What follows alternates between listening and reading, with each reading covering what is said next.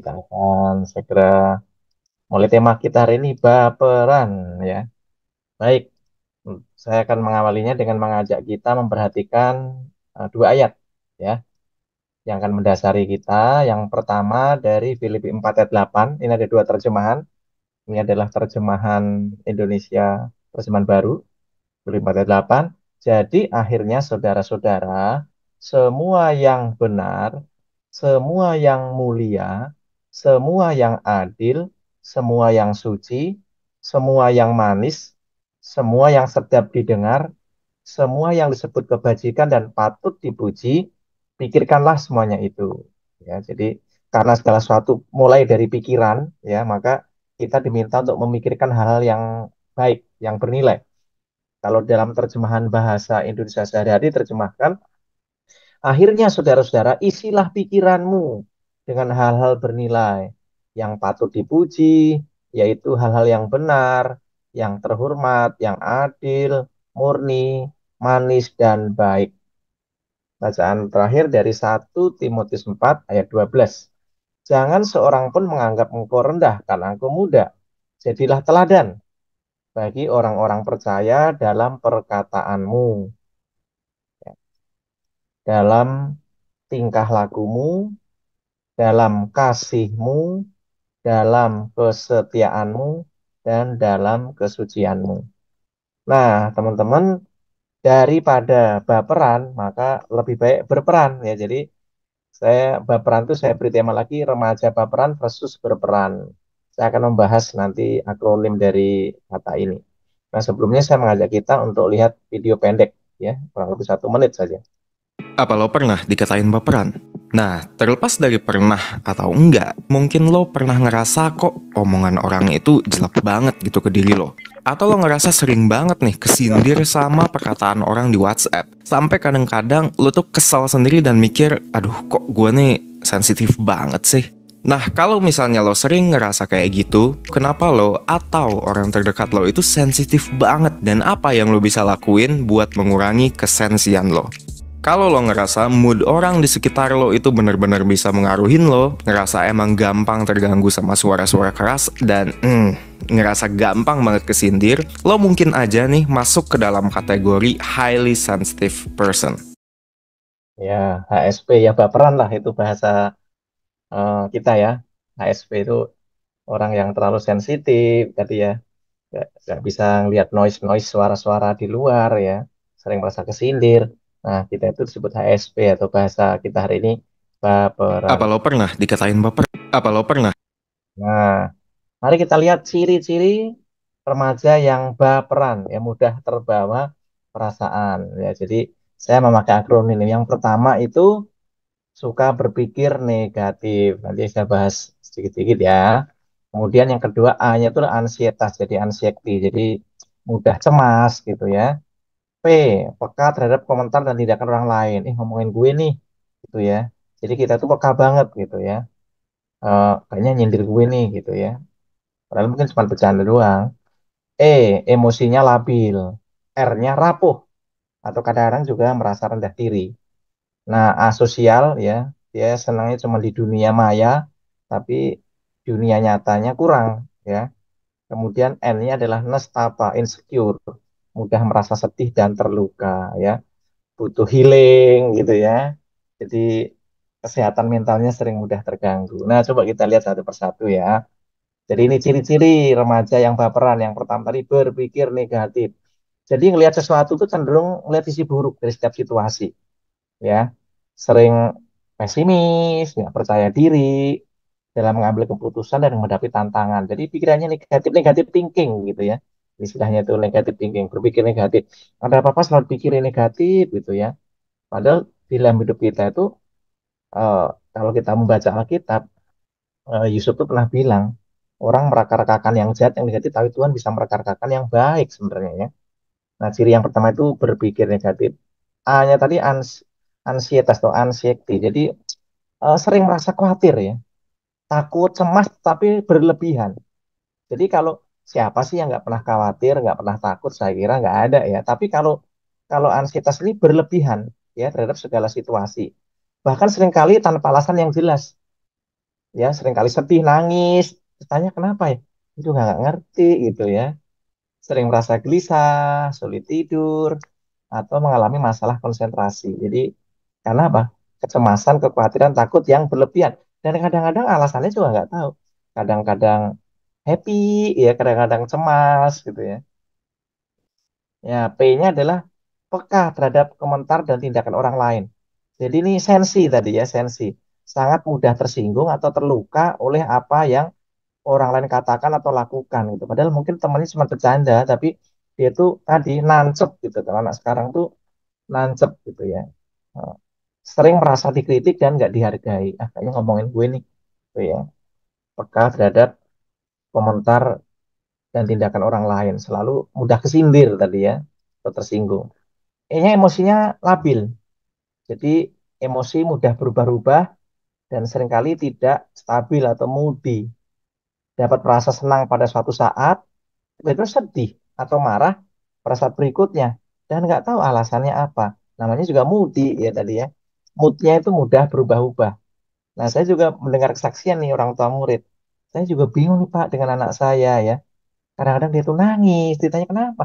Nggak tahu nih ya. Tapi kadang-kadang juga senang dan itu bisa bergantian. Dan kalau ditanya alasannya apa? Nggak ngerti gitu ya. Itu memang ciri eh, anak-anak remaja. Nah, R-nya tuh rapuh atau juga bisa rendah diri. Jadi remaja yang baperan tuh rentan terhadap tekanan dan kesulitan, memiliki rasa percaya diri yang rendah dan merasa tidak berharga. Tadi mudah terluka oleh kritik atau penolakan dan sulit untuk pulih dari kekecewaan.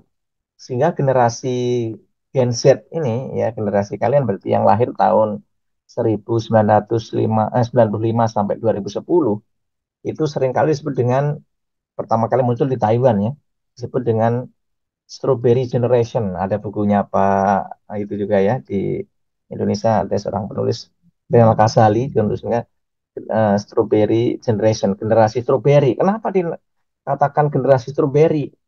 Karena katanya strawberry itu kalau dipencet gitu ya, mudah itu lemah dan mudah hancur. Katanya itu menunjukkan generasi Z yang memiliki jiwa yang lemah dan mental yang mudah hancur. Bentar-bentar butuh healing, bentar-bentar butuh healing. Tapi apakah semua remaja begitu? Saya kira tidak.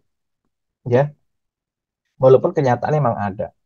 Jadi mereka itu mudah menyerah dan rapuh gitu istilahnya ya, rentan atau rapuh R-nya itu ketika dibenturkan pada masalah dan tekanan dari sosial atau lingkungan sekitarnya.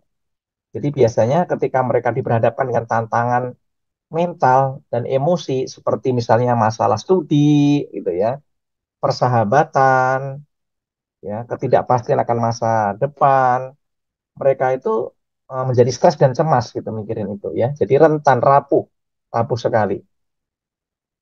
Nah, A-nya itu asosial. Jadi cenderung menarik diri dari interaksi sosial karena takut disakiti atau merasa tidak nyaman dalam situasi sosial. Kalau di Jepang ini ada budaya namanya hiki hikikomori ya, hikikomori. Jadi bisa nggak keluar rumah itu bisa berhari-hari, bahkan bisa berbulan-bulan. Jadi cuman di kamar main game gitu ya. Nah, jadi lebih parah lagi bukan asosial, malah udah antisosial gitu ya. Jadi dia menarik diri dari interaksi sosial karena apa? Takut tadi. Karena terlalu sensitif, jadi takut disakiti, ngerasa nggak nyaman dalam situasi sosial, nggak tertarik untuk bergaul di dunia nyata, tetapi eksis di dunia maya atau media sosial. Nah, banyak nih. Padahal menurut saya boleh punya teman di dunia maya, tapi harus punya teman yang di dunia nyata. Kadang-kadang ya ada anak remaja begitu garang ya di dunia maya, begitu di dunia nyata ya ternyata enggak seperti itu ya. Sehingga perlu kita juga imbang ya punya teman di dunia maya maupun dunia nyata saya kira ya. Jangan menjadi anak baperan yang asosial. Nah, N yang terakhirnya adalah nestapa, insecure, mudah merasa sedih, mudah terluka, bentar-bentar butuh healing, gitu ya. Merasa tidak aman dan mudah terluka dalam bergaul atau berinteraksi dengan orang yang lebih tua, ya. Perasaan sedih atau kekecewaan mereka bisa bertahan bertahan lama dan memengaruhi kesehatan mental mereka secara keseluruhan. Sehingga sering bilang, wah saya butuh healing nih gitu ya. Nah, cenderung mengekspresikan kegalauan mereka biasanya secara terbuka di status media sosial. Jadi yang update status banyak kan ya anak remaja lagi galau nih, andilau antara dilema dan galau. Ya, update di status media sosial ya. Kalau ada yang ngasih jempol atau ngasih reaction, mau senang banget. Tapi kalau nggak ada, sedih sekali gitu ya. Mestapa. Dan anak-anak yang insecure ini juga saya lihat ada yang sekarang tuh lagi model namanya self harming ya. Jadi dia suka menyakiti diri gitu ya, menyakiti diri kalau dia ngerasa nggak nyaman. Jadi katanya dengan menyakiti diri itu merasa nyaman ya. Ternyata itu juga hal yang negatif sebenarnya ya, menyakiti diri itu. Misalnya dengan ada macam-macam tuh ya. Eh, itu sangat berbahaya ya menyakiti diri biasanya di nadinya itu.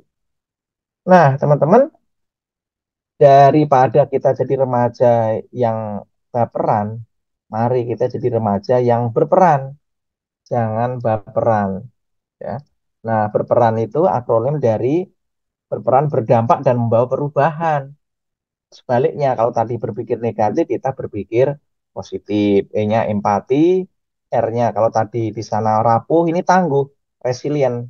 Ya, P-nya kalau tadi rendah diri, ini percaya diri. Kalau tadi emosinya nggak stabil, ini terkendali. Ya, kalau tadi sensitif, terlalu sensitif, ya perasaan ini bisa berpikir rasional. Ah, nggak usah terlalu dipikirin gitu ya. Adaptif dan N-nya nyaman, tidak mudah tersinggung atau terluka. Yuk kita bahas satu persatu. Jadi ciri remaja yang berperan, yang pertama itu positive thinking, teman-teman ya, berpikir positif. Jadi melihat satu peristiwa keadaan selalu lihat dari sisi positif, ya, serta mampu menemukan pelajaran dari setiap pengalaman, baik yang menyenangkan maupun tidak. Ya, ini kira-kira ada maksud apa ya? Jadi nggak selalu lihatnya negatif mulu, tapi dia bisa memaknai. Oh, mungkin ada maksud Tuhan, ya. Percaya bahwa ada maksud atau rencana Tuhan yang indah atau baik di balik semua peristiwa, meskipun berarti belum mengetahuinya, ya. Jadi misalnya, contoh pengalaman waktu Yusuf masih muda ya, sekira masih remaja juga ya. Walaupun dia kemudian pahamnya ya nggak saat itu juga ya, waktu dia diiriin oleh saudaranya, bahkan dia kemudian dibuang di sumur, dijual, ya kemudian satu hari bisa mengatakan, engkau mereka-rekakan hal yang jahat, tapi Tuhan mereka-rekakan yang baik. Jadi dia bisa melihat bahwa di balik hal yang negatif, dia masih melihat ada sisi positif. Nah, oleh karena itu harus menjaga pikiran kita, Filipi 4 ayat 8 tadi, jadi akhirnya saudara semua yang benar, yang mulia, yang adil, yang suci, yang manis, yang sedap didengar, ya kalau gosip yang ngomongin kita nggak bener ya jangan dipikirin gitu. Tapi kalau sedap didengar, semua itu kebajikan, patut dipuji, pikirkanlah semua itu. Jadi kita juga harus men-screening teman-teman ya, apa yang masuk dalam pikiran kita. Karena itu penting sekali. Penyakit pun salah satu munculnya dari pikiran ya. Jadi orang sakit salah satunya bisa dari pikiran ya, karena eh, berpikir terlalu khawatir misalnya. Sehingga tadi kenapa orang terlalu baperan sensitif? Dari mana? Pikiran. Orang ngomong apa dipikirin gitu ya. Padahal kita bilang yang perlu kita pikirin itu yang benar. Kalau nggak benar ya nggak usah dipikirin. Yang mulia, yang adil, suci, manis, sedap didengar, ya. Yang disebut kebajikan dan patut dipuji, pikirkanlah semua itu. Artinya kalau dua itu ya nggak usah dipikirin, itu merusak pikiran kita. Yang kedua empati. Remaja yang berperan itu empati, mampu memahami dan merasakan perasaan orang lain, nggak egois gitu ya, serta menanggapi dengan kepedulian dan pengertian. Sehingga biasanya anak yang berperan remaja berperan itu memiliki hubungan interpersonal atau hubungan pribadi yang kuat dan sehat. Dia punya komunitas, ya komunitas yang sehat. Kalau tadi kan menarik diri, enggak. Kalau ini dia punya komunitas, mungkin komunitas di gereja, ada di sekolah, ya ada komunitas, mungkin ada kelompok kecil, persekutuan remaja atau kelompok tumbuh bersama atau apapun namanya sel group. Ya jadi dia punya komunitas yang sehat. Yang ketiga, berperan R-nya adalah resilient, resiliensi tangguh. Jadi mampu menghadapi kesulitan dan tantangan, tidak mudah menyerah, ya. Dan mampu menghadapi kesulitan dan tantangan dengan sikap yang positif. Serta kalau dia gagal, dia bangkit dari kegagalan atau kekecewaan. Ya, jadi dia tidak menyerah. Mulai gagal, tapi oke, eh, kegagalan berarti saya belum berhasil, artinya saya masih punya kesempatan untuk bangkit lagi. Jadi walaupun gagal, dia nggak putus asa, tangguh dia, resilient kayak misalnya Thomas Alva Edison, ya. Jadi walaupun mengalami kegagalan, tapi dia belajar dari kegagalan itu sehingga akhirnya menciptakan bola lampu yang hari ini kita bisa nikmati, teman. R-nya kalau tadi minder, ini percaya diri, memiliki rasa percaya diri yang sehat, ya, proporsional, tidak kepedean, jadi juga nggak minder. Kalau kepedean nanti sombong.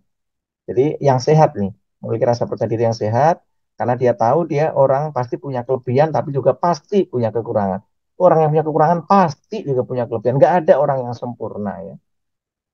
Nah, rasa percaya diri memungkinkan mereka untuk menghadapi tantangan dan mengambil resiko yang diperlukan untuk pertumbuhan berikutnya. Akhirnya bisa growing, teman-teman. Kenapa? Dia punya percaya diri. Nah, percaya diri nanti nanti akhirnya jadi percaya Tuhan, ya. Jadi nggak berhentinya percaya diri, ya, mengandalkan diri, tapi percaya Tuhan, mengandalkan Tuhan. Nanti saya bahas berikutnya. Ya, kalau tadi emosinya, kalau baperan tadi emosinya labil, ini stabil atau terkendali. Jadi dia mampu mengelola emosi mereka dengan cara yang sehat, nggak mudah tersinggung, nggak mudah terpancing, nggak mudah tersulut emosi, ya. Mungkin kalau orang ngomongin kita atau situasi yang menantang, mungkin ada yang ledek dan sebagainya, ya, kita nggak mudah tersulut.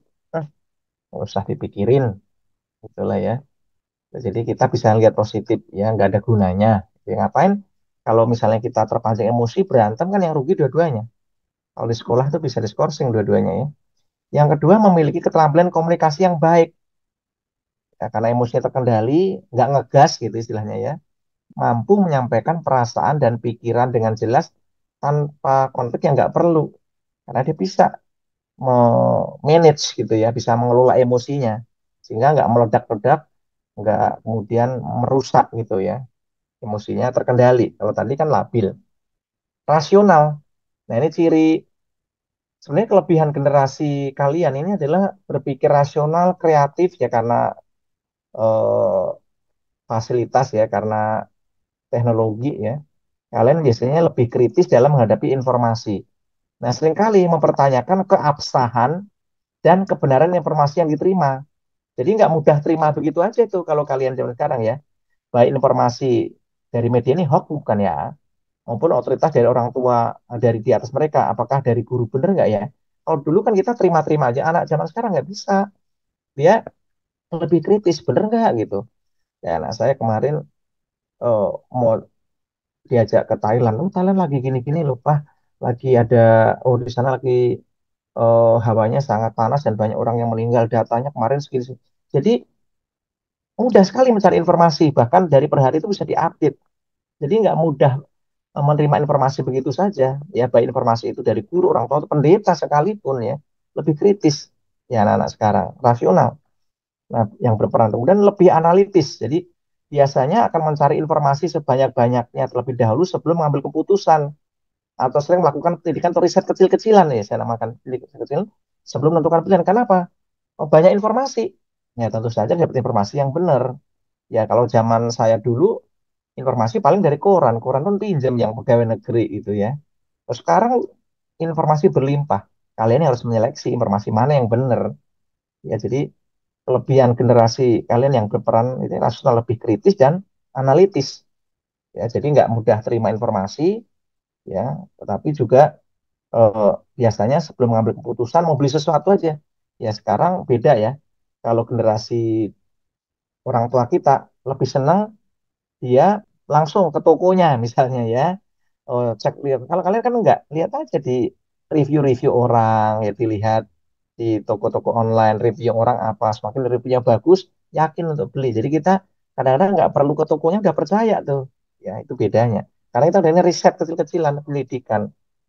Nah, hanya adaptif, mampu atau mudah menyesuaikan diri dengan perubahan atau situasi baru tanpa mengalami stres berlebihan. Ini kalau yang berperan. Beda sama yang baperan tadi, mudah stres, mudah cemas, anxiety, dari ansietas tadi, ya. Lebih fleksibel, dalam menghadapi situasi yang berubah, misalnya kurikulum berubah, ya santai aja. Misalnya kurikulum Kurtilas, kurikulum 2008, Kurtilas sekarang Kurmer, nggak tahu nanti ganti presiden lanjut atau ya kalau anak yang berperan, ya dia fleksibel, ya namanya segala sesuatu yang nggak pernah berubah di dunia adalah perubahan itu sendiri. Jadi perubahan itu ya disikapi dengan positif saja gitu, fleksibel dalam menghadapi situasi yang berubah, mampu menyesuaikan diri dengan cepat terhadap lingkungan atau tuntutan baru yang muncul. Ya, ada perubahan switch-nya itu dia lebih fleksibel. Kalau anak yang baperan tadi, wah dia panik sekali tuh, ya, dia panik. Nah, N-nya itu nyaman, dia merasa nyaman dengan dirinya sendiri, dia tahu kekurangan, dia tahu kelebihannya, sehingga nyaman karena dia bisa menerima diri, nggak minder, tapi juga nggak sombong, karena dia tahu bahwa tiap orang tuh pasti punya kekurangan dan juga kelebihan. Dia merasa nyaman dengan diri sendiri, nyaman dengan situasi sekitar, sehingga nggak mudah tersinggung, nggak mudah tersindir atau terluka. Kalau orang ngomong apa, nggak bener, ya nggak usah masukin hati gitu. Kalau bener, oh ini masukan buat saya. Paling gitu, nyaman dia udah bisa ini sortir gitu ya. Nggak mudah, ih ngomongin gua nih, kayak kita jadi emosi kan ya. Enggak, kalau ini orang ngomongin kita, nggak bener, dan itu nggak bener kok, kenyataannya nggak begitu. Nah, sekarang saya masuk ke bagian akhir nih teman-teman. Mari kita lihat, ternyata nggak selalu loh anak Gen Z itu pasti generasi strawberry yang lemah dan mentalnya mudah hancur. Enggak kok. Dari zaman dulu juga banyak remaja yang tangguh, yang nggak rapuh tapi tangguh. Paling tidak kita mau belajar dari empat sekawan nih, ya. Daniel, Sadrah, Mesa, dan Abednego, dan juga Yusuf waktu masih remaja, ya. Mereka menjadi tokoh remaja, tokoh Alkitab yang berperan ya, berdampak dan membawa perubahan pada zamannya. Jadi saya kira ini juga masih bisa. Jadi saya tuh optimis ya melihat generasi Z itu. Saya juga betul ada unsur stroberinya yang tadi ya lemah, jiwanya lemah dan mentalnya mudah hancur ada. Tapi kok saya yakin sebagai anak Tuhan kita nggak seperti itu ya. Jadi karena ada contoh di Alkitab. Remaja yang berperan ciri yang pertama itu tangguh dan memiliki pendirian yang teguh. Jadi nggak rapuh. Ya, saya rasa di Alkitab nggak semua. Saya lihat banyak juga kok anak-anak remaja yang generasinya bukan stroberi ya, tapi dia generasi yang tangguh. Daniel, misalnya Daniel bertekad untuk tidak menajiskan dirinya dengan santapan raja dan dengan anggur yang biasa diminum raja. Ia pun meminta kepada pemimpin pegawai istana agar diizinkan untuk tidak menajiskan dirinya. Nah, Daniel dan kawan-kawan adalah remaja yang mampu menguasai dirinya. Ya dia nggak baperan, ya. Eh, Mereka menolak untuk dia punya pendirian, dia tangguh, ya. Punya pendirian, nggak ikut-ikutan, nggak baper, gitu. Mereka menolak untuk makan dan atau menajiskan dirinya dengan makanan raja dan anggur yang biasa diminum raja.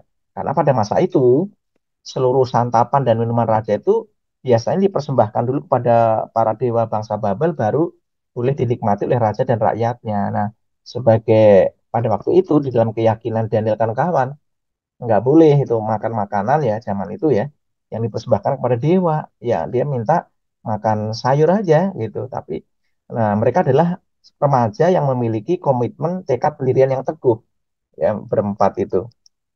Nah, keinginan Daniel dan kawan-kawan untuk tidak menajiskan dirinya, dia tadi bertekad katanya ya. Dia punya komitmen, punya tekad untuk em, tidak makan murah. Awalnya ditolak oleh pemimpin istana ya. Takut nanti kalau dia kurus gitu ya. Nanti kan dia yang diomelin tuh sama raja ya. Tetapi Daniel dan kawan-kawan meyakinkan sekalipun ia dan teman-temannya hanya makan sayur-sayuran, kalau sekarang vegetarian, ya. Namun kondisi fisik mereka tetap sehat dan hal ini memang terbukti. Bahkan mereka dikatakan 10 kali lebih cerdas ya dan bijaksana daripada orang-orang di Babel. Bahkan di Daniel 3:17-18 dicatat jika Allah yang oh ini ceritanya udah itu ya di perapi yang menyala-nyala itu ya Sadrah Mesah Abednego nih kan diminta untuk ikut menyembah patung ya dewa ya tapi dia nggak mau, dia punya pendirian, dia dia bukan baperan gitu ayo kan sudah ikut-ikutan enggak ya, dia bilang dia jawab jika Allah yang Allah kami yang kami tidak sanggup melepaskan kami, maka yang melepaskan kami dari perapi yang menyala-nyala itu kan udah di ultimatum. Kalau kamu nggak mau sembah patung ini yang patung emas yang dibuat oleh raja, maka kamu akan dilemparkan ke perapi yang menyala-nyala. Nah, tapi dia punya pendirian. Kalau Allah kami yang kami tidak sanggup lepaskan kami, maka dia akan melepaskan kami dari perapi yang menyala-nyala itu. Tetapi seandainya enggak, hendaklah Tuanku mengetahui, ya Raja, bahwa kami tidak akan memuja dewa Tuanku dan tidak akan menyembah patung emas yang kuning. Loh, luar biasa loh.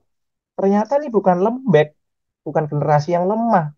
Justru punya karakter mental baja, mental yang tangguh menurut saya. Jadi nggak bener juga sih menurut saya kalau Gen Z itu, wah pasti dia generasi strawberry. Ada gitu ya. Tapi kalau sebagai anak Tuhan, saya kira enggak sih. Ya kita itu pilihan kita menjadi generasi strawberry atau generasi seperti Sadrah, Mesah, Abednego ini. Dia berani loh, remaja loh ini. Dan ini posisinya jelas nggak nyaman ya. Tapi dia firm ya.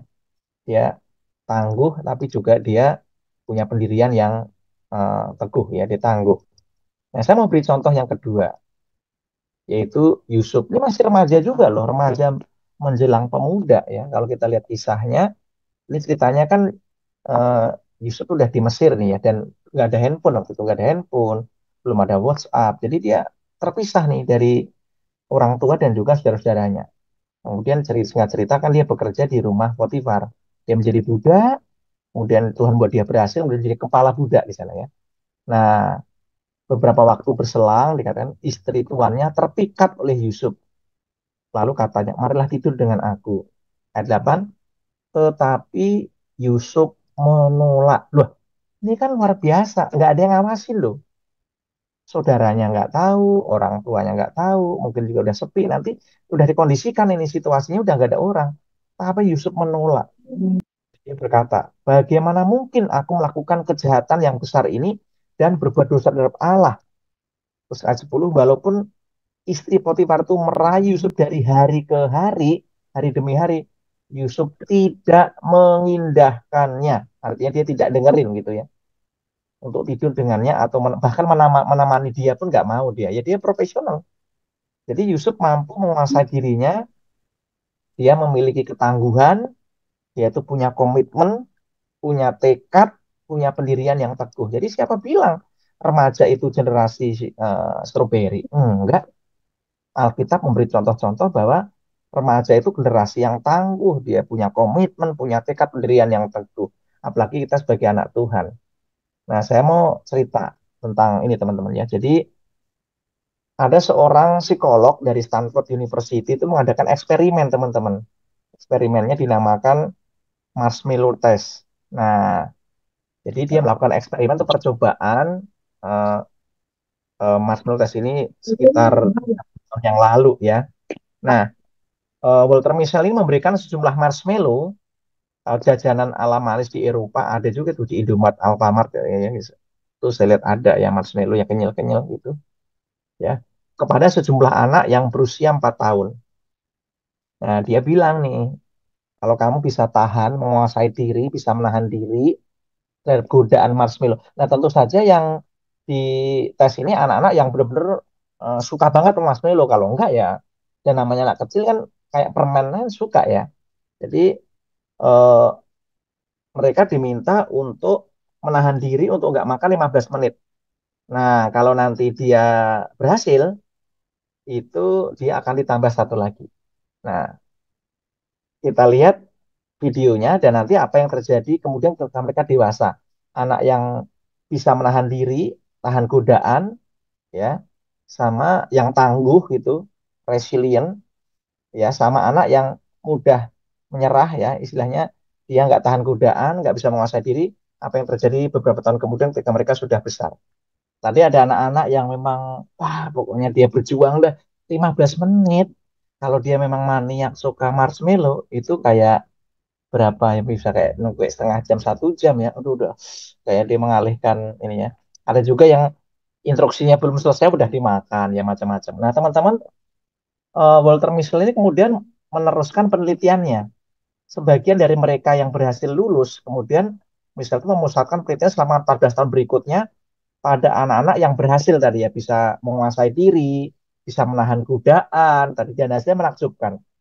Ternyata anak-anak yang mampu menahan diri tersebut lebih maju dalam hal perkembangan sosial, dalam hal akademik maupun dalam karirnya dibandingkan dengan anak-anak yang tidak bisa menguasai diri, yang rapuh, yang nggak tangguh itu terhadap godaan.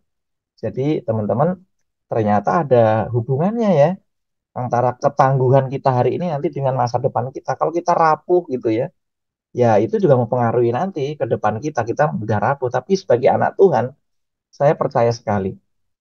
Betul, mungkin di luar sana mengatakan Gen Z itu generasi strawberry ya, strawberry generation. Tapi menurut saya enggak kok. Alkitab juga mencatat gitu ya, banyak anak yang punya pendirian yang teguh gitu ya. Enggak mudah ikut-ikutan, dia bisa menguasai diri. Nah, teman-teman mungkin kalau pas liburan, pasti tahu dong ini ya. Film apa nih? Home Alone, betul. Imut ya dulu wah kalau itu kayak pinter banget yang lawan penjahat itu kreatif dia ketinggalan kan waktu liburan dan filmnya ada Home Alone 1, Home Alone 2 gitu ya. Wah, kita pengen cupit kalau ketemu mungkin foto. Tapi ini adalah karena tidak bisa punya pendirian yang teguh, apa yang terjadi beberapa tahun kemudian, ketika dia usia remaja, ini dia ya. Coba kita lihat videonya ya, wajahnya udah kelihatan remaja tapi udah kayak tua banget gitu ya. Nah, teman-teman dari imut-imut jadi amit-amit ya, karena apa? Nggak punya pendirian yang teguh, nggak punya komitmen yang kuat, ya mudah ikut-ikutan, mudah baperan. Ya, yang kedua, remaja yang berperan itu bergantung untuk mengandalkan Allah.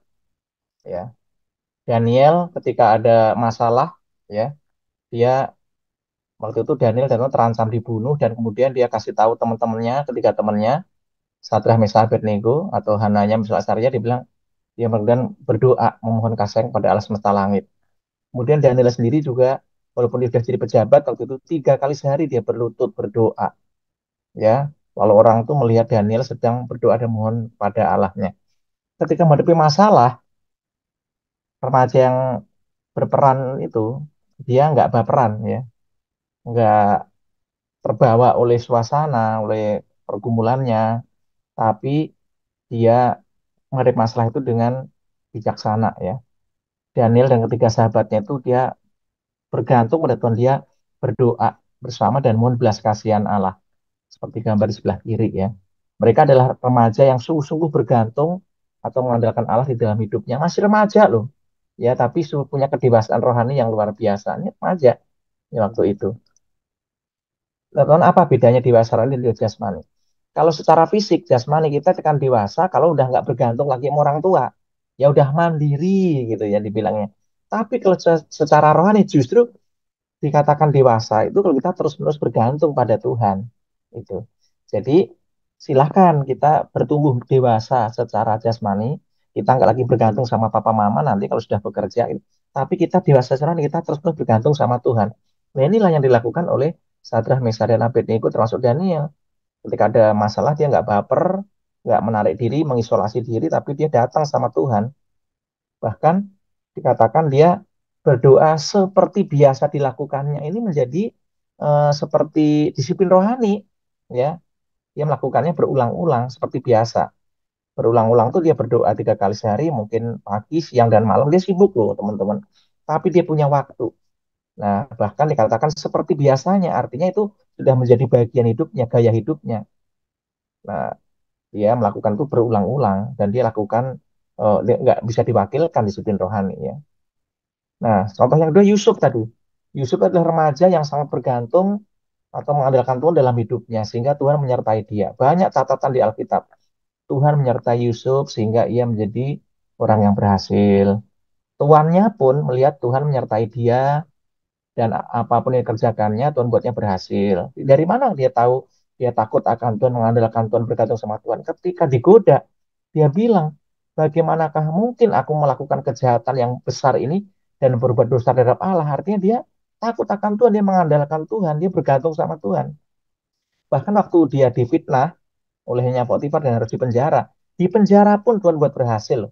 Kepala penjara tidak mencampuri segala yang dipercayakan kepada Yusuf, Karena Tuhan menyertai dia dan apa yang dikerjakannya Tuhan buatnya berhasil. Dia bisa nafsirkan mimpi, juru minum, juru roti, ya dimanapun dia nggak baperan. Karena kan kebaperan kan dia bisa, ini ya salah saya apa? Dia menyalahkan keadaan, menyalahkan Potifar, menyalahkan saudaranya sampai dia kena di penjara. Enggak, dia nggak menyalahkan, tapi dia bisa ya dimanapun dia berada, dia tetap jadi remaja yang tangguh dia. Bahkan Tuhan buatnya berhasil bukannya ketika di rumah Potifar, tapi dalam keadaan tertekan di penjara pun Tuhan menyertai dia dan buatnya berhasil. Nah, yang terakhir nih teman-teman, saya akan pakai 1 2 menit terakhir. Remaja yang berperan itu memiliki integritas, teman-teman. Ya jujur, bisa dipegang perkataannya, perkataan dan tindakannya itu matching ya. Daniel dikatakan melebihi para pejabat tinggi dan para wakil raja itu kali yang punya roh yang luar biasa ya. Roh yang luar biasa itu diterjemahkan misalnya dia punya integritas dan karakter yang baik ya. Ya, sehingga tidak ada orang yang mendapat alasan apapun untuk mencari-cari kesalahannya dia dan juga setia. Jadi setia. Kemudian dia tekun dikatakan ini, tekun. Nah, sekarang kita lihat integritasnya Yusuf. Istri Potifar itu sudah mengondisikan bahwa semuanya aman gitu ya. Ini saya membayangkan kayak Lebaran gitu, mbak-mbaknya udah asisten rumah tangganya udah pulang semua, Yusuf gak dikasih cuti ya, supaya dia punya kesempatan kan tadi dari ke hari digoda terus ya. Terus pada suatu hari ayat 11, Yusuf masuk ke dalam rumah dan melakukan pekerjaannya seperti biasa. Catatan ya. Sementara tidak seorang pun dari sisi rumah itu berada di rumah. Dugaan saya ini kayak Lebaran, mbaknya udah suruh pulang semua, udah pulang kampung, tinggal Yusuf. Jadi si Pak Potifar juga mungkin sibuk ya. Tetapi Yusuf dengan tegas menolak rayuan istri Potifar yang dilakukan terus-menerus ayat 10 tadi. Kemudian dia lari keluar, teman. Jelas kalau kalian teman-teman baca di Kejadian 39 ayat 12, 13, 15, 16 itu dia lari keluar menjauhi godaan, ya. Jadi integritas Yusuf tidak diragukan lagi. Dia melakukan yang benar meskipun nggak ada yang lihat. Itu integritas dia. Lakukan yang benar meskipun nggak ada yang lihat. Ya yang lihat ya Tuhan, setan juga lihat dan maksudnya nggak ada orang lain gitu. Seolah-olah nyonya Potifar bilang aman cowok gitu. Mbak-mbak udah tak suruh pulang semua udah di kampung halaman sudah saya pastikan. Kita cuma tinggal berdua. Si juga lagi tugas gitu. Tapi enggak, dia bilang menolak dan bahkan dia lari keluar. Jadi Yusuf tetap lakukan yang benar meskipun nggak ada yang melihat. Nah ini, jadi integritas itu adalah I do the right thing. Saya melakukan yang benar meskipun tidak ada yang melihat. Nggak ada orang, ya. Isi-isi rumah udah nggak ada orang. Jadi tinggal berdua. Tapi nggak Yusuf bilang, wah kesempatan nih tante. Enggak. Ya dia bilang, no. Dia bilang, nggak mungkin aku lakukan yang jahat ini di mata Tuhan. Nah, integritas itu bicara tentang kesetiaan. Ya, mereka setia. Jujur tadi ya. Kemudian kompeten dalam tugas-tugasnya. Baik Daniel ya sampai dipercaya kan dia kompeten. Yusuf juga kemudian dia jadi dari tadi ya budak jadi kepala budak di penjara pun dia jadi asisten di sana ya, asistennya si kepala penjara. Dia kompeten. Nah kemudian punya kesatuan yang utuh antara tindakan dan perkataan. Nah teman-teman, saya mau tutup dengan kisah true story ini teman-teman. Ya, saya mau cerita tentang seorang yang bernama Pak Kudori. Ya, ada namanya Usman Kudori. Jadi Pak Usman Kudori ini adalah imigran yang eh, imigran dari Bangladesh ya. Kemudian dia bekerja di New York ya menjadi sopir taksi ya, di sopir taksi. Nah, satu kali dia nganterin seorang sosialita gitu ya, seorang wanita muda yang kaya raya ya, kemudian perumahannya juga bagus gitu. Nah, setelah dia antar, rupanya teman ada 2 tas di taksi itu yang ketinggalan. Nah, tas pertama itu berisi laptop terbaru dan mahal, sedangkan tas yang kedua itu berisi 31 biji cincin berlian. Nah, kemudian dia ke kantor polisi ya mencari zaman itu kan nggak segampang sekarang, ini kejadiannya udah lama banget ya, nggak secanggih sekarang. Kemudian dia dibawa ke kantor polisi, kemudian sama polisi dihubungkan dengan ibu itu, dicari datanya, ketemu, dan kemudian dipertemukan lah gitu ya. Kemudian dia diberi ucapan terima kasih $100 sebagai tanda terima kasih. Padahal perempuan muda itu tadi waktu naik taksi Pak Usman hanya diberi tips 30 sen saja. Nah, waktu di pertemuan itu kan ada wartawan. Dia tanya, Bapak ini kan imigran, hidup Bapak juga susah. Kenapa nggak Bapak ambil aja itu laptop baru dan 30 sen berlian? Lumayan loh itu. Tapi yang menarik jawabannya. Dia bilang gini, all my life I try to be honest. Today is no different. Sepanjang hidup saya berjuang untuk hidup jujur, berintegritas. Dan hari ini nggak ada bedanya. Teman-teman, itu integritas. Ya, dia tetap lakukan yang benar sekalipun nggak dilihat. Nah, apakah kita juga remaja yang berperan, yang dikenal sebagai pribadi yang setia, jujur, kompeten, ya, ada kesatuan yang utuh antara walk the talk, ya, antara perkataan dan juga tindakan kita. Nah, sampai di sini nih teman-teman. Eh, oh, ada satu slide terakhir lagi. Ini slide terakhir. Nah, saya tutup dengan ayat yang tadi kita baca. Jangan seorang pun menganggap engkau rendah karena engkau muda. Jadilah teladan bagi orang. Jadi, walaupun kita masih remaja, masih muda, Timotius juga masih remaja nih teman-teman ya, masih muda lah intinya ya. Tapi dia juga enggak strawberry generation, enggak rapuh. Paulus menasihati walaupun engkau masih muda, jangan engkau dianggap rendah karena muda. Dianggap kamu memang generasi strawberry, lemah, lembek. Enggak, no. Malah Paulus bilang jadi teladan walaupun kamu masih muda. Dalam apa? Perkataan, tingkah laku, kasih, kesetiaan, dan kesucianmu. Tuhan yang mendaki kita, walaupun kita masih remaja, masih muda, justru menjadi remaja yang berperan. Menjadi teladan bukan hanya dalam perkataan, talk, tetapi juga dalam tingkah laku, yaitu walk. Ya, jadi artinya, does your talk match your walk. Jadi menjadi teladan dalam perkataan tingkah laku, itu kan namanya integritas, teman-teman. Ya, jadi kalau saya yakin sebagai anak-anak Tuhan, kita ini bukan generasi stroberi ya. Kita ini God generation yang bisa tangguh seperti Daniel, seperti Sadra, Meshach, Abednego, seperti Yusuf, dan seperti Timotius. Demikian, Kak Dev. Saya kembalikan ke Kak Dev. Oke, ya, terima kasih banyak untuk Kak Ayub untuk pemaparan materinya pada malam hari ini. Teman-teman semua, mari kita beri reaction ya, entah mau kasih reaction jempol, tanda love. Terima kasih untuk Kak Ayub untuk materi-materinya ya. Nah, teman-teman, kita akan masuk ke dalam sesi tanya jawab. Jadi, jika teman-teman ingin bertanya, bisa menyampaikan melalui kolom chat, atau kalau misalnya mau pertanyaannya anonim, bisa disampaikan ke private DM saya ya, ke DV.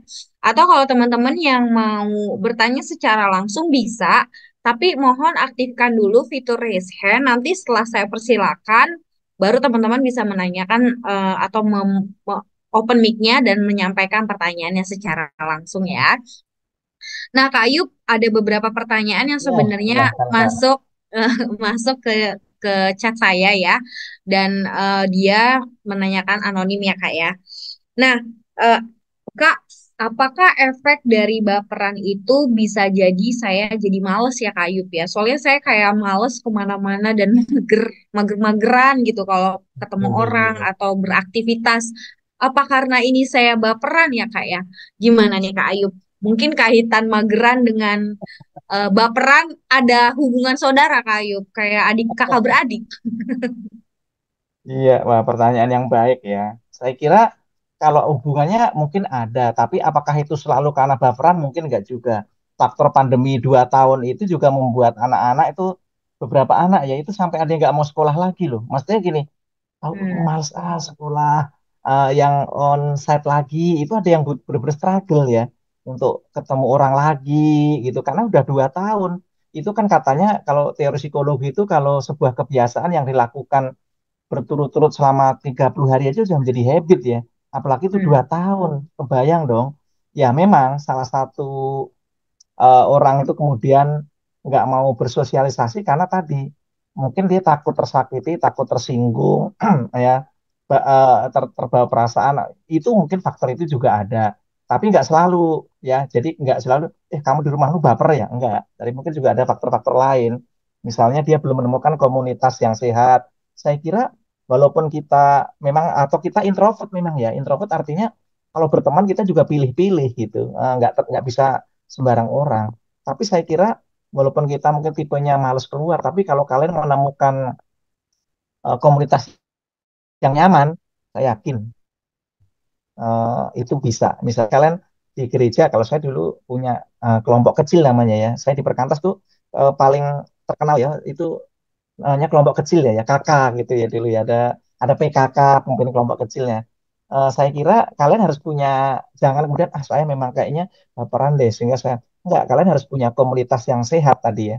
Jadi misalnya terlibat dalam kegiatan gereja, cari teman yang kamu merasa nyaman. Jadi ada kelompok-kelompok kecil, kamu terlibat. Saya kira itu sih Kak. Jadi nggak selalu kalau itu pasti karena baperan. Mungkin ada faktor-faktor pandemi juga bisa atau kamu memang introvert. Tapi saran saya kamu cari komunitas yang membuat kamu bisa bertumbuh, cari teman yang sehat gitu ya.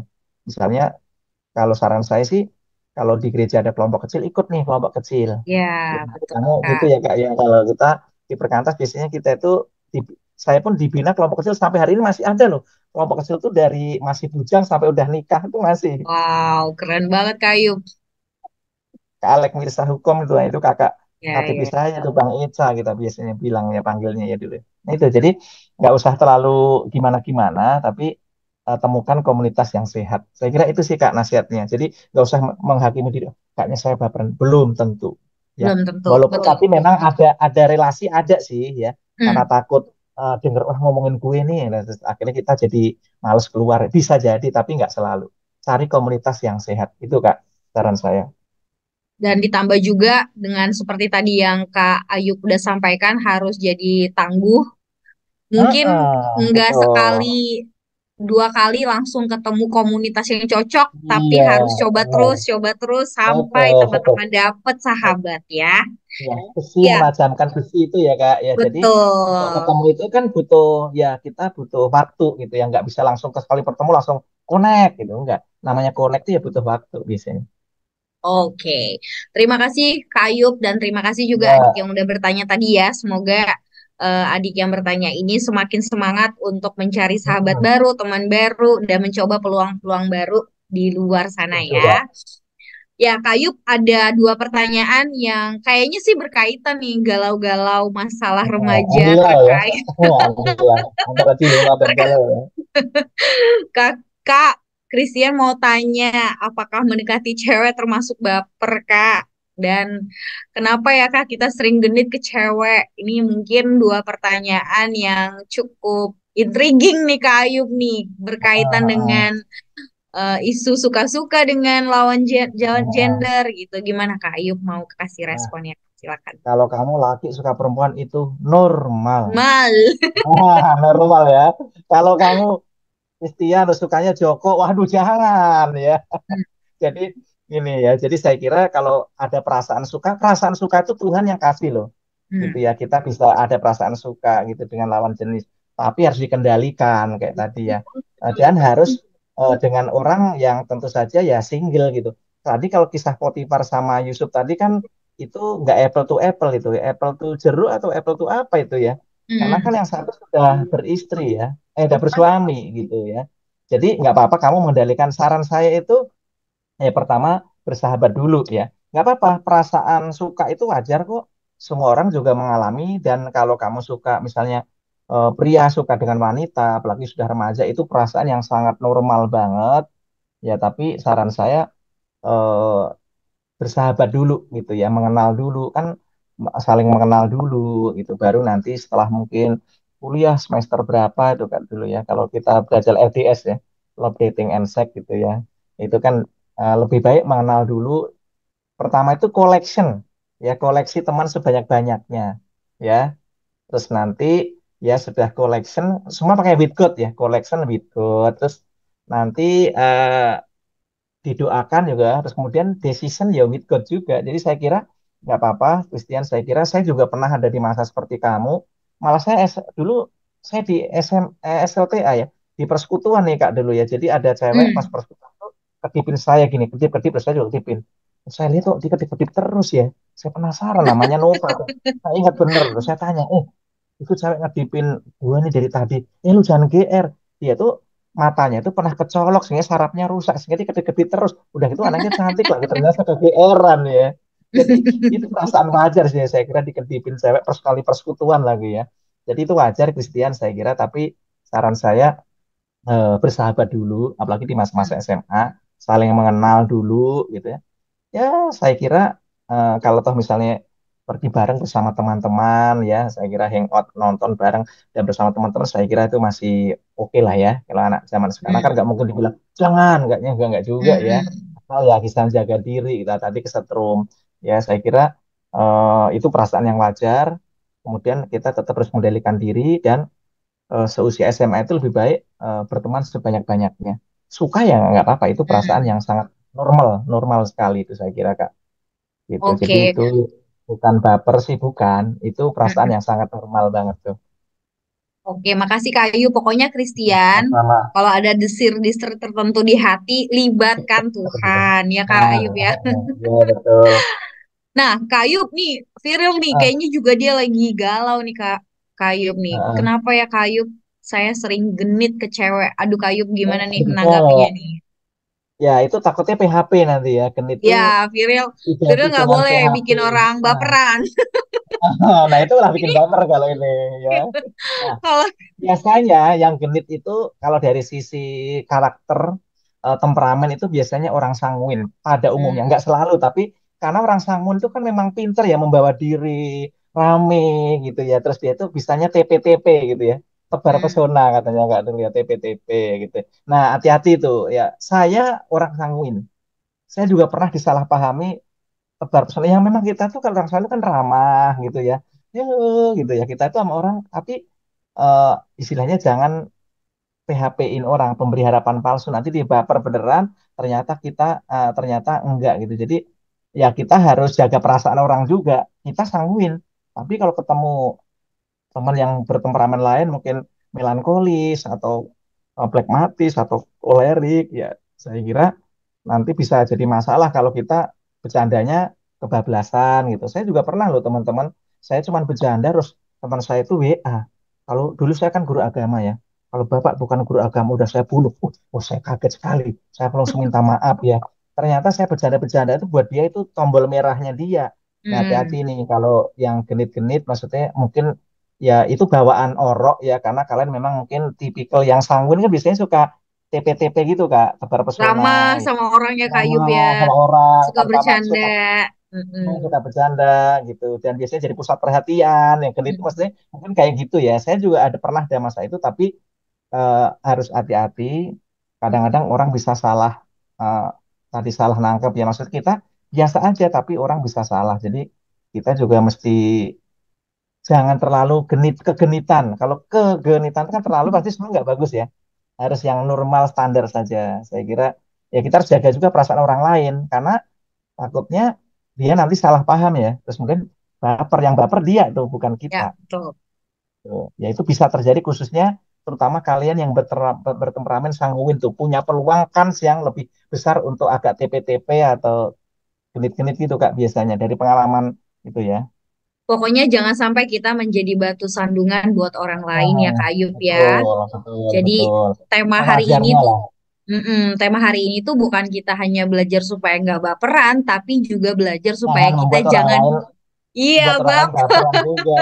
Bener Kak, bener, bener banget. Tapi Betul. Viril ini hebat loh menurut aku Kak Ayub. Dia berani Ah, ah. mempertanyakan Iya hal-hal bener. seperti ini. Makasih ya Viril ya. Nah, kejujuran Nah, awal dari pemulihan katanya Kak. Jadi itu bagus eh, sekali. Jadi teman-teman yang kenal Viril juga nanti kalau di hari-harinya Viril mulai-mulai gitu ya, inget-inget Kak Ayu bilang ya apa betul. gitu ya, Harus diingetin ada ya. komunitasnya tuh ngingetin, jangan gitu loh. Takutnya ntar orang lain Ya, salah paham loh gitu ya Kak. Bener bener. betul. Nah Kak Ayub ada pertanyaan nih dari Elsa. Elsa tanya, gimana sih caranya mengubah kebiasaan ataupun kebiasaan, bagaimana memiliki kebiasaan yang asik dengan dunia maya dibandingkan dengan bersosial ini mungkin maksudnya bersosial tuh berinteraksi dengan teman-teman di kehidupan nyata ya kak ya. Nyata ya. Mm-mm. Mm-mm. Caranya ya. Ya cara mengubah kebiasaan kak. Mengubah ya. Mm-mm. Oke teman-teman. Teori psikologi itu gini. Sebuah kebiasaan baru itu kalau kita lakukan berturut-turut, katakanlah minimal 30 hari itu bisa jadi kebiasaan. Misal, kita biasanya jarang sikat gigi nih, terus kemudian kita membiasakan diri tiap pokoknya sebelum tidur kita komit deh, saya mau sikat gigi. Nanti setelah 30 hari itu jadi habit tuh, gitu ya, jadi Hmm. habit. Nah, itu karena kenapa tadi kita bisa seperti LCK, saya paham banget karena kita itu di 2 tahun pandemi kan kita di depan layar ya Kak, ya, di Betul. dunia maya. Dulu saya nggak kasih, sorry, saya itu nggak kasih apa namanya, nggak kasih handphone ke anak saya gitu. Tapi karena pandemi kan mau nggak mau gitu ya, Hmm. nggak mau saya kasih handphone ke anak saya. Nah jadi kembali ke topik tadi ya, saya kira kita harus membiasakan kebiasaan baru. Jadi misalnya yang dunia maya nggak kita tinggalkan sama sekali, enggak. Tapi kita Hmm. menambahkan Kak. Jadi intinya kita Hmm. menambahkan dengan misalnya dunia maya kita punya teman berapa. Coba kita punya teman di dunia nyata yang lebih real gitu ya. Mungkin teman Hmm. sekolah, teman gereja yang dimana kita bisa curhat lah, bisa ngobrol gitu. Harus menambah. Jadi tidak menghilangkan yang lama, tapi saya kira harus menambah yang real gitu. Jadi kalau kamu punya teman di dunia maya 500, coba kamu punya sahabat di dunia nyata mulai 5, 10 gitu, 5 sahabat gitu ya. Kadang-kadang kita punya nih di dunia maya banyak ratusan, tapi kita nggak kenal mereka. Iya nggak Kak? Kita nggak kenal, tapi Betul, betul, betul, eh, Kak. kadang-kadang juga nggak hadir waktu kita sedih pun dia nggak hadir dia, like pun enggak gitu, yang ngasih jempol pun enggak, padahal kita butuh banget. Nah oleh karena itu saya kira saran saya, eh, masuk di komunitas sekolah atau gereja, cari di mana kamu bisa menambahkan kebiasaan baru ya. Aktiflah di remaja, ya pasti ada dong teman di remaja, aktiflah kalau ada kelompok kecil, aktiflah di roh Hmm. roh kris ya kalau dulu ya di sekolah gitu ya, gitu ya, roh kris misalnya kalau di sekolah negeri gitu. Pasti ada tuh aktif di komunitas itu, nambah nambah komunitas yang nyata, ada roh kris, ada mungkin komisi remaja, mungkin di OSIS, ada kelompok kecil, dan harus nambah komunitas karena kalau enggak ya kita nggak nambah-nambah komunitasnya itu. Hmm. Supaya ada komunitas yang nyata gitu, yang nyata. Saya kira itu sih Kak langkah-langkah Baik. praktisnya ya. Ya, pokoknya Elsa eh, lebih diseimbangkan antara Hmm. kegiatan ataupun berteman di sosial media atau di dunia maya dengan kehidupan nyatanya ya, Kak Ayub ya. Yang lama nggak ditinggalin nggak, tapi ditambahkan Betul. yang baru. Mungkin kalau beda pulau, beda kota gitu ya, Instagram atau Facebook atau Twitter itu menolong. Tapi kalau satu sekolah, satu Nah, kawasan satu lingkungan gereja, rumah, satu gereja, betul gitu, komplek, kan lebih seru betul Kak, ya betul, untuk berteman betul, secara langsung. Makasih betul. Elsa udah bertanya. Kak Yub, kita lanjut ya ke pertanyaan yang Oke, berikutnya. Kak, tadi kan Kak Yub bilang mengenai adaptif. Kita harus bisa beradaptasi. Tapi gimana caranya supaya saya nggak kebawa arus, Kak? Kadang-kadang kalau oke. sama temen jadi ikut-ikutan ngomong jorok atau bercandaannya aneh-aneh gitu. Artinya kita harus bisa tahu batasnya. Jadi Hmm. gini, pergaulan yang buruk kan merusak kan kebiasaan baik. Artinya gini, kalau udah sampai kita tahu nih teman yang ini memang pengaruhnya sangat buruk nih, ya sudah. Menurut saya ya kita masih ada kok teman yang lain gitu. Kita jangan juga udah tahu punya teman di kebiasaannya memang buruk, kita udah punya di kecenderungan membawa kita rusak, kita ikutin. Misalnya suka merokok, berjudi, apa ya. Saya kira Alkitab juga mengingatkan supaya kita pergaulan yang buruk merusak kebiasaan baik. Jadi menurut saya kalau model gitu ya kita cukup say hello, jangan sampai ini. Kalau pemasmur tuh bagus tuh. Jangan sampai kita dengan kalau istilahnya yang dipakai pemasmur itu kita sampai duduk, kemudian udah duduk sama dia itu ya. Kalau contohnya orang fasik ya misalnya ya. Itu contoh saya kutipkan nih ya, Mazmur 1 nih. Menarik tuh. Ya kalau kita baca Mazmur itu kan juga tentang pertemanan tuh ya. Nah, nih, pertama kan berbaikilah orang yang tidak berjalan. Menurut Hmm. nasihat orang berjalan, berdiri, berdiri ini kan masih berjalan berdiri ini masih belum. Tapi duduk, nah duduknya artinya sudah. Hmm. Nah, ini Udah nyaman, gaya udah bahasa PW, yang Kak. dipakai udah nyaman nih, waduh. Nah, artinya jangan sampai kalau memang itu pengaruhnya buruk nih, jangan dan tidak duduk dalam bulan pertemuan. Oh, pertama masih berjalan ya, ketemu terus berdiri ngobrol-ngobrol, duduk. Kalau udah duduk tuh artinya kayaknya sudah menjadi bagian, dikatakan hati-hati katanya gitu ya, duduk kumpul semua. Jadi saya kira supaya istilahnya gini, bersahabat tapi tidak sampai kita itu, harusnya kita itu mempengaruhi bukan dipengaruhi, intinya itu Hmm. ya. Kita harus boleh bersahabat tapi kita harus mempengaruhi, jangan kita yang dipengaruhi. Kalau dia membuat pengaruh yang negatif ya lebih baik kita, menurut saya harus Ya. berani enggak gitu. Teman yang lain Hmm. banyak, karena jangan rasa saya kuat kok, belum tentu loh. Kalau kita Ya. bersahabat dengan teman yang memang katakan karakternya nggak baik, kita lama-lama juga ketularan. Jangan kan gitu, nguap aja bisa nular kadang-kadang loh kak, ya. Nguap aja nular, apalagi yang Apalagi ya. hal-hal yang prinsip ya kayak. Iya, benar. Jadi saya kira harus harus kita harus punya batasan, punya prinsip, dan tadi oke, kalau cuma sampai berjalan berdiri tapi jangan sampai duduk Hmm. bersama, kata si Mazmur satu itu, duduk bersama pencemooh itu, jangan sampai kita jadi bagian dari mereka. Kalau kita udah tahu dia lingkarannya itu memang cycle-nya nggak bagus gitu, lebih baik kita cari cycle yang lain, lingkaran persahabatan yang lain gitu. Harus tegas sih, kan kalau sampai rusak yang rugi siapa? Kita sendiri kan gitu. Dan kita juga ngingetin, pergaulan yang buruk bukan hanya mempengaruhi loh, merusakkan kebiasaan yang baik. Nah itu Ya, harus betul. hati-hati, itu sih kak. Ya, pokoknya adik-adik jangan takut untuk tidak punya Hmm, teman ya. Minta sama Tuhan betul. untuk adik-adik bisa dikasih teman yang baik, sahabat yang baik, dan aku pikir pasti Tuhan akan kasih ya kan Kak Ayub ya. Kita kan mau minta sesuatu Hmm, yang baik, pasti akan dikasih. betul. Jadi Nah, tapi jangan kata takut kuncinya tadi kehilangan. satu juga Mm-mm. kak. Apa Tadi Kak? juga misalnya gini, kita harus mempengaruhi, jangan dipengaruhi. Kalau kita ngerasa Betul. bisa mengaruhi dia ke jalan yang benar, ya oke. Tapi kalau ternyata kita udah berusaha dan ternyata malah saya bisa tergoda untuk membuat jahat, ya lebih baik kita ganti cycle sih. Tapi kalau misalnya dia kita bisa kita pengaruhi, nggak apa-apa. Kamu kan yang benar nih ceritanya, temanmu nih yang nggak benar nih. Ya kamu harus mempengaruhi, bukan dipengaruhi. Kalau bisa kamu bisa mempengaruhi, silahkan. Tapi kalau ternyata kamu bisa terpengaruh arusnya, lebih baik jangan sampai duduk tadi. Itu sih, Kak. Oke, terima kasih Kak Ayub. Kak Ayub, Ya, satu sama. pertanyaan terakhir ya Kak Ayub ya. Oke, Kita oke, udah mau siap. sampai di penghujung Waduh, nggak acara. terasa ya. Kak Ayub, gimana sih caranya melatih berpikir positif gitu supaya Oke. saya ini nggak baper-baperan nih Kak Ayub. Oke, caranya kayak Yusuf. Bahwa di balik semua peristiwa itu pasti ada maksud Tuhan yang mungkin hari ini kita belum tahu gitu. Misalnya, waktu saya remaja, papa saya dipanggil Tuhan. Padahal saya bilang di doa itu sama Tuhan, Tuhan, kalau Engkau sembuhkan papa saya nggak ada mustahil. Papa saya sakit hepatitis C ya, waktu itu sirosis. Orang mati aja bisa Engkau bangkitkan. Tapi Tuhan kemudian panggil papa saya. Udah gitu seminggu kemudian dapur di rumah saya ambruk. Jadi saya tuh karena laki-laki sendiri, coba kalau saya ngenes pikiran saya baper ya, saya mungkin nggak tetap seperti sekarang. Tapi saya lihat positif ya. Setelah itu malah keluarga saya akur gitu ya. Saya berkeluarga akur gitu ya. Kayak Yusuf gitu ya. Jadi saya lihat walaupun saudara yang merekakan yang negatif, tapi Tuhan bisa merekakan yang positif gitu. Nah itu butuh waktu sih. Jadi nggak bisa kayak membalikkan telapak tangan gitu. Saya kira eh, dalam hal ini ya intinya seperti untuk bisa berpikir positif harus melihat dari sudut pandang Tuhan gitu. Sudut pandang Tuhan bahwa di balik musibah pun istilahnya mungkin ada hal yang Tuhan mau ajarkan yang mungkin kita belum tahu.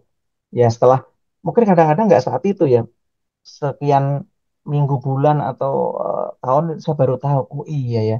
Saya itu juga bersyukur. Misalnya saya dulu tuh papa saya tuh sangat galak ya, A B C D A beri bukan cepak doang ya. Jadi kalau didik anak tuh sangat keras tegas gitu. Saya juga komplain sih waktu itu ya. Tapi setelah saya besar saya tahu teman saya dididik dengan lembek, nggak tangguh akhirnya. Dia mudah terpengaruh pergaulan, tapi saya dididik dengan keras tegas, ternyata maksud ayah saya baik gitu ya. Ternyata supaya saya jadi anak yang kuat gitu, yang nggak gampangan. Jadi eh, melihatnya kadang-kadang nggak langsung saat itu sih, tapi setelah sekian lama kita baru, oh iya ya gitu. Jadi lihat dari sudut pandang eh, Tuhan, jangan dari sudut pandang kita yang hanya here and now gitu. Mungkin ada maksud Tuhan yang kita belum tahu. Itu sih Kak, kalau lihat Baik. yang tadi positif. Terima kasih nih teman-teman ya, luar biasa. Terima kasih Kak Ayub. Ya, Ya, teman-teman ya. kita sudah tiba di penghujung acara. Terima kasih untuk partisipasi teman-teman sekalian. Terima kasih untuk perhatian, untuk pertanyaan. Beri applause buat teman-teman semuanya yang hadir pada malam hari ini, yang juga stay sampai akhir ya. Terima kasih Oke. kalian udah meluangkan waktunya. Ya, teman-teman, kita juga akan berterima kasih kepada Kayu. Terima kasih Kayu untuk tanya jawabnya untuk Ya, setiap sama-sama. materinya. Makasih juga loh teman-teman yang sudah bertanya luar biasa nih. Bener nih, Iya, bukan generasi strawberry nih, generasi anak bukan Tuhan. mereka generasi anak-anak Tuhan Kayu. Iya, iya, luar biasa ini.